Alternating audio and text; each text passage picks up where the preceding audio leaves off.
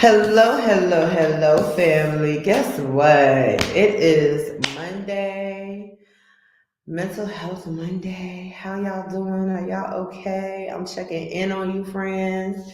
It's the Monday after Mother's Day. I hope that you all had a fabulous weekend. Make sure all the kids buy all the flowers and all the candies and all the teddy bears they can find, right?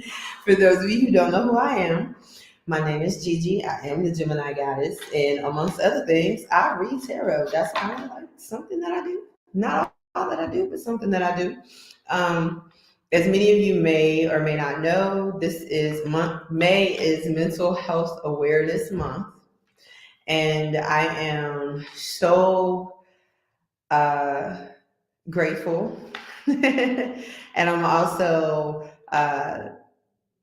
trying to follow my own path. And so I want to try something a little different today. Instead of doing the typical format of tarot reading, which is, love, money, success, all that good stuff, that stuff that makes us feel good because it sounds good. I would really like to take this opportunity to really focus on what we can do to strengthen our mental health. Okay. So this reading is going to be a little bit different from my previous videos. We're going to discuss, we're going to go into the tarot with an energy of trying to strengthen and fortify our mentals and what we need to know in order to do that. And because of that, I may or may not, I probably won't. I'm just gonna do like a quick general messages because I'm running a little low on time. I'm gonna do a quick general message. It's not gonna be sign specific, but I will be sure to come back probably later on this evening if I have time and do a more traditional read. But for now, let's just get this party started, shall we? All right. So first and foremost, I always open my readings with a yes or no from my modified Beautiful Creatures deck. So this deck right here, the reason why it's modified is because it's only the major arcanas, meaning it's only 22 cards in this particular deck. And each one of these cards represents either a yes, no, or a maybe. So with that being said, I just want you to kind of clear your head, temper your breathing, and we're just going to start off with a general message. I actually did all this before, but I'm still new to technology. I'm not really a technologically inclined person. I'm a smart person, but I'm not a tech person. And so when I did this before, I went through this whole read only to realize I was not recording, y'all. That's what I mean when I say mental health. Feel me? So, please give me 2 for the general messages. Thank you. The first one is the Empress. The second one is the High Priestess. All right. So first and foremost, now, like I said, we're going to talk about this in terms of the mental space, the mental health space, and what this message means pertaining to your mental health. All right. So we have the Empress and we have the High Priestess. And within this deck, you'll see that there are subtitles, whatever you want to call them, on the bottom of the deck. On the bottoms of the cards. And the Empress really speaks of creativity. The High Priestess's message is inner wisdom. These are succeeding arcanas. The High Priestess is number 2 in the major arcana. And the Empress is number 3 in the major arcana. So this can either be a succession or a recession. The way they came out in the form of a recession. The Empress came out first, the High Priestess came out second. However, the clearest message that I'm getting thus far, before we even get too far into this, is an understanding of creating and keeping one, just put it to you like I get it. creating something and keeping that ish to yourself. Okay. And this is not about being selfish. This is about, and that's why I said this could be in a successive way, or it could be in a recessive way. Excuse me, because if we look at it from the recessive, or we look at it from the successive, what we're talking about here is manifesting something in the 5D or the mental space, and holding it close enough to you to where it can manifest without judgment, without hypocrisy, without contradiction, without interference, if you would, from the outside world, until it is ready to be seen. So some of you could be in a space where you talk a lot more than you do. You talk a lot about what you want, but you don't put that same energy into actually activating what needs to be activated in order to take it from the 5D to the 3D and make it not just a dream, but an achievable and attainable goal. And so for that, you may be finding yourself in a little bit of a conflict, because you may be feeling like you're not as creative as you think you are. You may feel like people don't take you as seriously as you would want them to.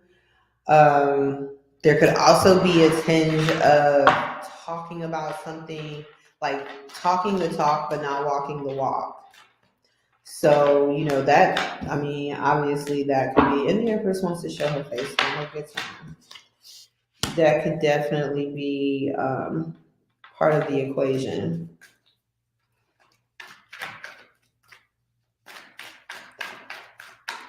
So I know you guys are wondering, like, what does this have to do with my mental health? Well, I don't know if you've ever heard the saying,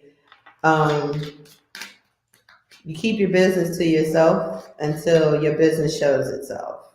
There is a psychological study that has proven that the more we talk about things, the less we actually do them. Because when you are dreaming big and planning big and you're steadily telling people what you want to do, just the mere, like, say you want to tell somebody, oh, I want to, open up a restaurant one day, right? And they're just so impressed by the fact that you're even thinking like that. You don't actually need to put in the work to open up the restaurant, because you've gotten your little praise just off the very thought of it, if that makes sense. And so this is a lot of the reason why we are told to talk less and do more, basically, and let the work speak for itself. Now, what you have coming out here in the tarot, you have the Page of Pentacles in the reverse, you have the Justice in the reverse, you have the Seven of Swords in the upright, and once again, the High Priestess. And guess what? She landed right underneath the High Priestess. So this is definitely about keeping things to yourself. But now, this High Priestess and this High Priestess, if you look at them, they're very different. Okay? Now, this High Priestess, you see she's got her laptop in front of her. She's very stoic. She's got the moon at her feet. She controls her emotions. That's why that crescent moon is underneath her feet.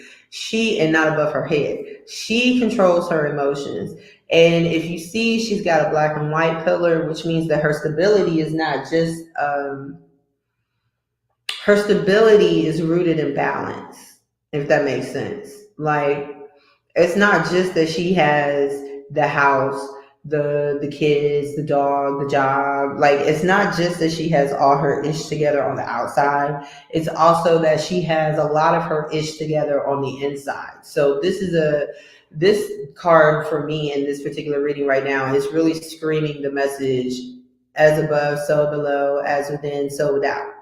So, when you're talking about, some of you may be really trying to find balance. You may be trying to find balance between working and, or how can I put it? Promoting and producing. Okay. So promoting would be the talking side. You tell people what you got going on. You tell people how you're feeling. You tell people what you're thinking, right? Production is the work side. Or, if you're telling people that you want to open this restaurant, what are you doing? Like, what are you doing that shows that even more than telling it? Okay. And there's a reason why I'm using that particular example, because I think a lot of us go through these points where we want things, but we self sabotage these things that we desire before they ever make it to the 3D plane, because we allow fear or a lack of trust, a lack of proper communication, a lack of proper planning, something sabotage what we have going on. And that's what that Seven of Swords to me really speaks of here. Normally, the Seven of Swords does speak about an inability to trust, maybe some sneaky behavior, some or some sabotaging behavior. There could also be some mind games, some manipulation, things of that nature. But the thing about it is you got the Page of Pentacles over here in the reverse, and the page typically brings a message of some sort. And when it comes to the Page of Pentacles, this message tends to be in the form of an offering. You may feel like there is something that you should have that you're not getting. Maybe some kind of recognition, maybe some type of, because your justice is in reverse too. So you may feel like you're not getting some kind of recognition. You're not getting some type of some offers that you thought you would, but for one reason or another, this is really playing on your ability to produce, and it's starting to make you question yourself in terms of if you should even be promoting. And the reason why I say that is because the swords speak of communication and thought. And you may be feeling like you can't even trust your own thoughts. And I know that's really deep. I know that's a little bit, a little bit out there, but when I say it, I mean it in terms of like, maybe you're thinking about things, and you're thinking about these things that you want to do, and you're thinking about, all these things that you want to accomplish. But before you actually get to the point of even planning out how to accomplish, how can I put it? It's like there's trying and failing, and then there's failing because you didn't even try. And this is what this kind of energy is. It's like you're not getting what you want because before you even try, you give up. Sorry if I touched the nerve. Just telling you what I see. Tell me about this Page of Pentacles. Five of Cups. Yeah. So someone, which is wild. You got a lot of twos. You got a lot of twos jumping off here. We got Two of Cups, Two of Swords, the High Priestess with the two pillars. Then you got the High Priestess twice, which is the second major arcana. You got a lot of twos going on. So this could definitely speak to, it can speak to several things, but the first two, to stay in theme, that comes to my mind would be, one, the duality of the mind, your subliminal or your conscious versus your subconscious at odds with each other. You've also got the duality of mental versus tangible, meaning taking it from here to the 3D space. And that could be conflicting. You've also got a duality between your heart and your head, because you got the Five of Cups and you've got the Seven of Swords.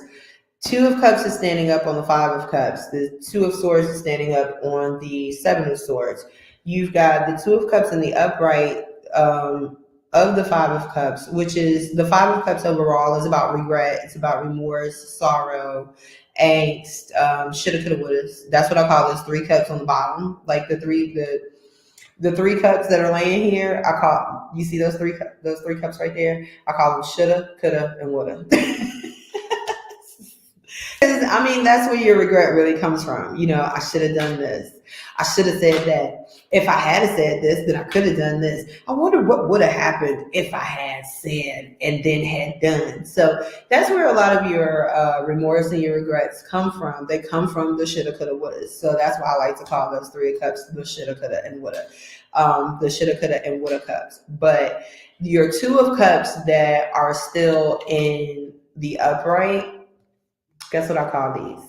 I call these grace and mercy. Okay. For those of you who want to know where I got that from, read Psalms 23. Grace and mercy shall follow me all the days of my life. And every time you see this card, every time you see the 5 of cups, you will always see the 2 of cups behind him, because he's too busy taking sad inventory. He's too busy looking at what he's lost to see what he still has.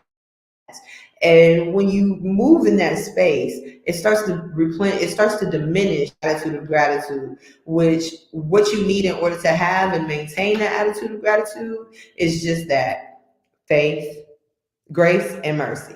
Okay? You need God's grace and God's mercy to get you through those cold nights, to get you through those shoulda, coulda, wouldas. And when he does, you find yourself renewed in that spirit, renewed in the understanding that you will be just fine. Now, over here, speaking to that same theme, the 2 of Swords. Now, the swords are always about communication and thought. Okay, it's always about thinking then speaking, or sometimes we speak then think. It happens. But whenever I see this card, because the 2 swords are down, whenever you see swords down, that is a clear understanding of either a lack of communication or a lack of honest communication. And then she's got the 5 of Swords in the upright, which is very active, because she's holding 5 swords right here. And those 5 swords, the 5 of Swords itself speaks of manipulation, mind games, potential delusions, feelings of grandiosity that aren't really authentic or not really substantiated by anything. So you could be in this space with this right here. You could be in this space of feeling like you're lying to yourself, like maybe what you're thinking, what you're dreaming about, what you're desiring for. You may be thinking to yourself that you're lying to yourself. Have it, but here's the thing: those 2 swords are down. So it's not to say that you're lying to yourself. Like the definitive is not that you are lying to yourself, thinking that you can have it. Like if you, oh, I want this. You see that mansion or that big old house back there? I want that house. That house should be mine. Who am I kidding? I could never have that house. I could never afford that house. And that's the lie. So it's like, you sabotaging whatever this is. That's the lie. It's like, oh, I really, really want that. That's the truth. And I feel like I should have that. There's no reason why. That's the truth. But when you say, oh, there's no way I could have that. There's no way I'm going to get that. Because, the bank would never loan me that much money, or, never in a million years would I ever be able to take care of a house like that. That is the lie. That is the 2 of Swords in the downward, if that makes sense. And so, this is all part and parcel of what's really creating this imbalance in you, because you have the Justice in reverse, meaning that this is not a fixed position that you're in. It's kind of flaky. It comes and goes. So you may wake up some days and you may be like, I can take over the world. And then you wake up other days and be like, the world's just taking me over, and there is a truth and there is a lie. It's not up to me to tell you which one is which, but one is the truth and one is a lie. But the recommendation here is that you focus more on production, mhm, and stay away from promotion. So, what we have coming out now, we have the Queen of Swords and the Chariot. So, for one, I'm so glad this is a mental health reading because it's a lot of swords here. It's a lot of swords. We in our heads. You have the Chariot and you have the Queen of Swords. So the Queen of Swords is she can come off a little cold. She can come off a little cut and dry. Uh, she has a sense of humor. You just gotta get to it. She doesn't really wear that part of her on her sleeve because she's been through a lot. She has gone from being a page of swords to being the knight of swords. To being now she's the Queen of Swords. This same character will eventually move on and become the King of Swords, which the reason why you don't see two Queens of Swords, like there is a very clear distinction. The energy tends to be similar between the masculines and the feminines of the court cards, but it's about how they distribute that or how they display it. So with the Queen of Swords, I will say she's so pragmatic. She's almost in her masculine energy, because the difference between masculine and feminine is masculine masculine energy tends to be more action oriented, more reality based, more do and not talk, whereas the feminine energy, don't kill me for using this cliche, is like, but what about the children? She's always like, what about the children? Oh, we gotta leave a better world for the children. Oh, we gotta make sure the food is healthy for the children. Like, she is always this consummate, nurturing, caring, emotional being who thinks about the morality and the purity of things. Whereas the masculines, they don't think like that. Simply put, and this is not any shade towards any masculines, but simply put, I once heard this saying and it really just kind of summed it all up for me. The masculine is the leather, the feminine is the lace. Now, when it comes to the Queen of Swords, she throws the whole damn game off, because even though she is a feminine energy, she is oftentimes, she's represented as a feminine energy, but she is the one feminine that is always guaranteed to be masculine. Now, hear me when I say that. That's not to say that she's a dude or anything. The reason why the queen is represented as a female is because she is a feminine energy. Okay? She speaks truth. She knows things. She sees things discerningly, and she makes head over heart decisions. That is the part of her that makes her masculine. She is not in her feelings. She is always in her head. This is the masculine in her. Okay, so this is what makes her so intimidating, because she looks like a woman, she feels like a woman, she smells like a woman, but she thinks like a dude. she will handle her ish like a dude. Okay, and I think a lot of you may be tired of being in this energy. It's not always an easy space to be here. It may be more productive than some other spaces that you're in, because you're no longer putting the rose-colored glasses over your face. You're no longer looking at things with a romanticism in your eye. You're very pragmatic. You're very clear. You're very concise. But at the same time, this energy is tiresome. This energy this energy right here, she can sometimes be considered the bitter bitch of the day, only because you never see her in a circle with anybody. You never see her with a bunch of friends and, girlfriends. Like, you're never gonna see this bitch on the Three of Cups. No. You're lucky if you see this girl in the Lovers. Like, that's the only time you will see the Queen of Swords in partnership with anybody. It's with the Lovers. When you see this card as the Lovers. And understand, more often than not, she's been the Lovers, and that has separated, and this is part of why she's become the Queen of Swords. Okay? But this is it can be, I won't say a lonely energy, but it can be a very isolating energy. It can be a very stoic and intimidating energy. So people will oftentimes see you from a distance and admire and respect and all that. But they're not gonna get too close to this chick. But she got a sword. Who the fuck gonna get too close to this house? You know what I mean?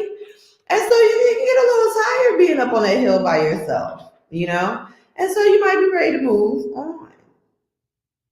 And notice that this young lady in the Chariot and this young lady in the High Priestess are both rocking the black and white theme. Black and white pillars, black and white pillars, black and white animals. Okay? This is a point of, and I want you to see these cards in this way. Okay? Because this is a progressionary line. All right? When you see these cards like this is a progressionary line. Excuse me. I just ate lunch. I'm sorry. The Queen of Swords. Little brokenhearted, less romantic, more realistic, masculine and feminine, right? High Priestess. She doesn't talk about what she's been through. She uses her knowledge to help others find their best self. Which, honestly and truly, if you think about it, I'm getting used to my camera, I'm sorry. When you think about it, these two people are not, I'm sorry. I'm gonna get this shit together. I'm sorry. I'm gonna get these shit together. These two characters are not that dissimilar. Okay? Now, they're not looking in completely total opposite directions. One is looking forward, the other one is looking ahead. And I use those words intentfully. The High Priestess is looking dead at you. This camera's throwing me the fuck off. High Priestess is looking dead at you. Okay? Queen of Swords is just looking out to what's coming towards her. She's always got her eye on what's in front of her. The High Priestess has always got her eye on you. Okay?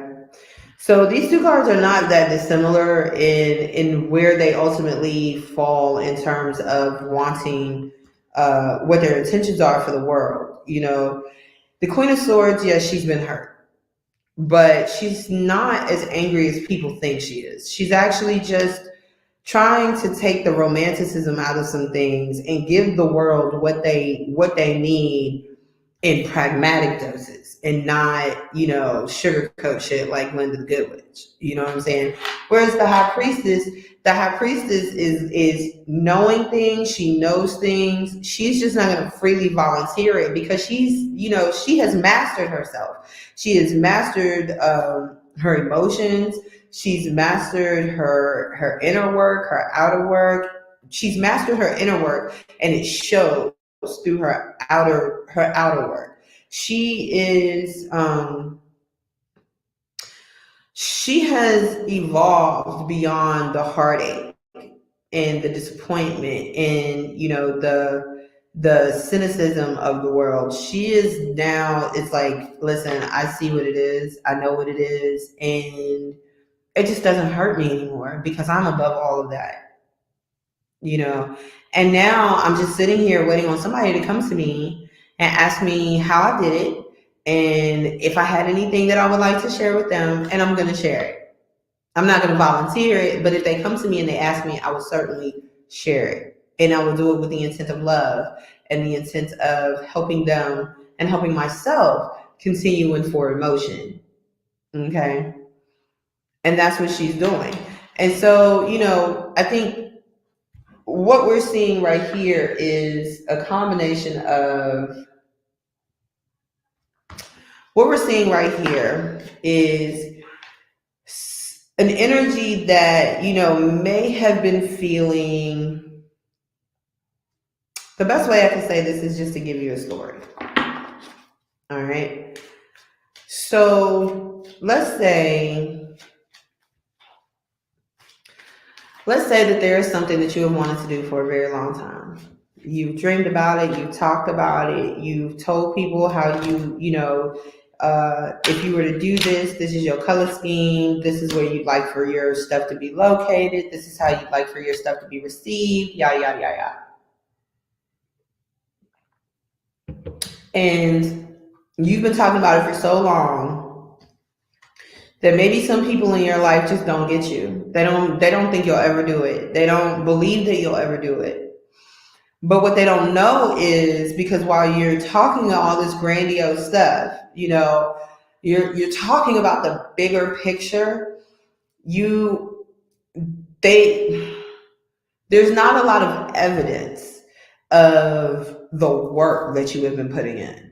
And so you can see the bigger picture coming to fruition because you know the work that you have put in. However, other people don't see the work that you put in, so they feel like the bigger picture that you're always painting for them is really just an illusion to yourself.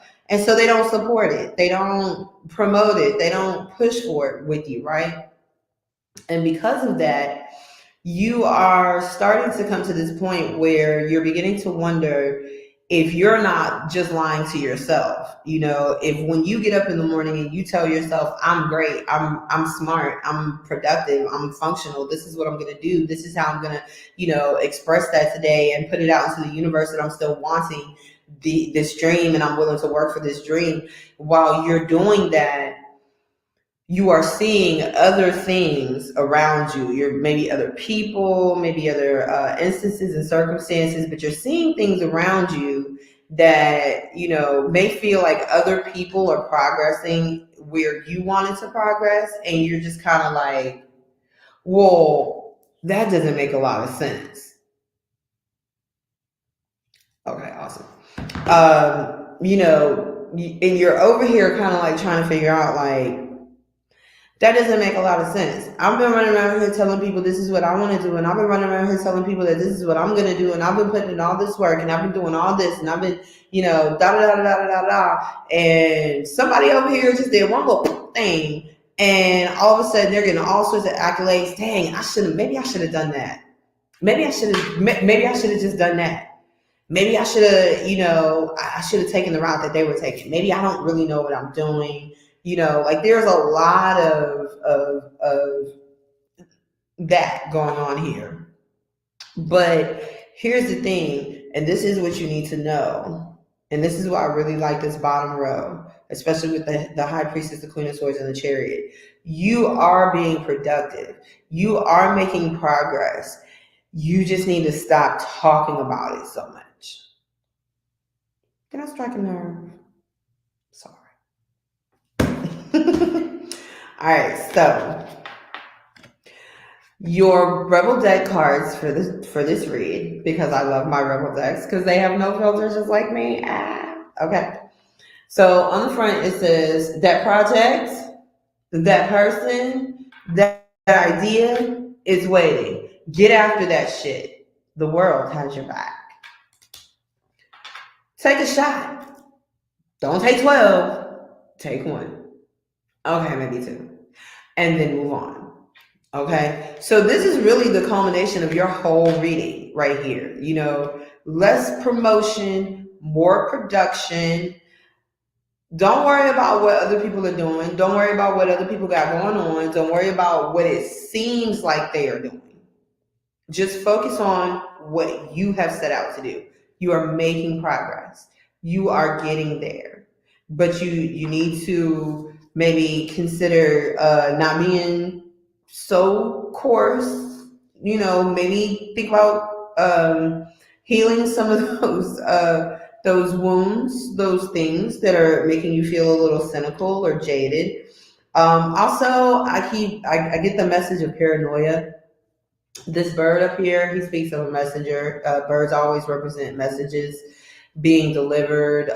They also speak of kind of having that existential set of eyes that are out there way further beyond where you can see, just kind of being, your kind of spiritual spy. And some of you may be, because of your trust issues, you may be exhibiting certain symptoms of or certain signs of paranoia. So, where there's no sense of defense, where there is no need to be defensive, that's where you put your little minions at and you send them out and you're like, keep an eye on that person because they're too good to be true. And when you do that, you actually alienate people. And once they realize, like, people can deal with you having trust issues. People can deal with you needing to put them in a space of earning your friendship, your trust, your partnership, your collaboration. What people do not like is feeling like they're set up to fail. Okay. And if you're not giving them a chance to show you who they are, because you already feel like you know who they are, and so you're just going to keep your eye on them until one little thing proves you right, that's what we call a biased opinion. Did I touch a nerve? Sorry. That's what we call a biased opinion. And when you have a biased opinion, what that means is that it doesn't matter what evidence there is to the contrary. As soon as you find evidence to support your opinion, that's all that's going to matter, and it's going to negate everything else that doesn't support that opinion. And so, just be careful with that. Be careful with, being so hurt that you are paranoid, because you will sabotage the things that are for you. Also, stop looking at the shoulda, coulda, wouldas. It don't matter. It don't matter. It's spilled milk, baby. It don't matter. Stop looking at the shoulda, coulda, wouldas and walk by grace and mercy. Because God knows if He brought you to it, He'll bring you through it. And He got this. He knows better than anybody what's coming down the pike for you. So even when you don't know, be thankful for His grace, because He will always, always stand with you. And be thankful for His mercy, because Lord knows if any of us got even a third of the karma we truly deserve in this life for the mistakes that we've made, all of us would be dead. Okay? Just saying. I love you very much. Thank you so much for those of you who viewed this video. I thank you. I wish you health, wealth, and prosperity. And remember, it is Mental Health Awareness Month. So just love yourself. Be kind to yourself. And tell yourself you are okay. Because you are. You're no nuttier than the rest of us. And we love you for it.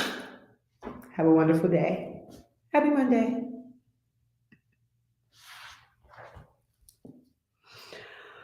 Oh.